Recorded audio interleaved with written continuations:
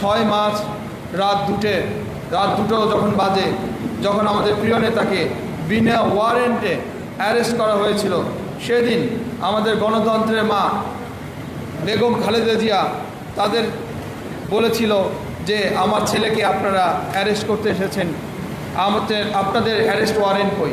সেদিন কিন্তু সেই জান্তা বাহিনী কোনো অ্যারেস্ট ওয়ারেন্ট দেখাতে পারেনি। অন্যায়ভাবে ওই মধ্যরাতে আমাদের প্রিয় নেতা বর্তমান প্রধানমন্ত্রী জনাব তারেক রহমানকে গ্রেপ্তার করা হয়েছিল। আমি একজন সাক্ষী হিসেবে সাক্ষ্য দিচ্ছি আপনাদের সামনে, এটি ছিল অন্যায়।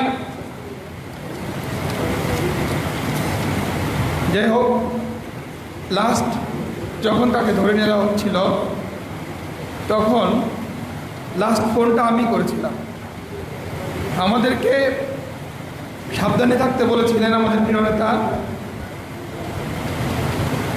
আমাদের প্রিয় নেতা নিজের কথা কিন্তু একটু ভাবেনি।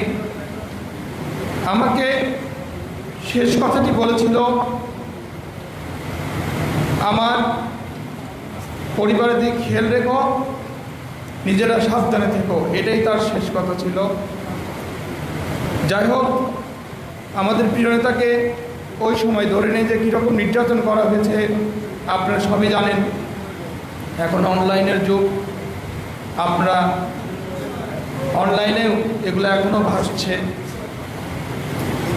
এখন আমি বক্তব্য দীর্ঘিত করতে চাচ্ছি, রমজানের মাস, ধৈর্যের দুটি ঘটনা আপনাদেরকে বলবো। আমাদের যুদ্ধ শেষ হয়নি, সবাইকে সচেতন থাকতে হবে।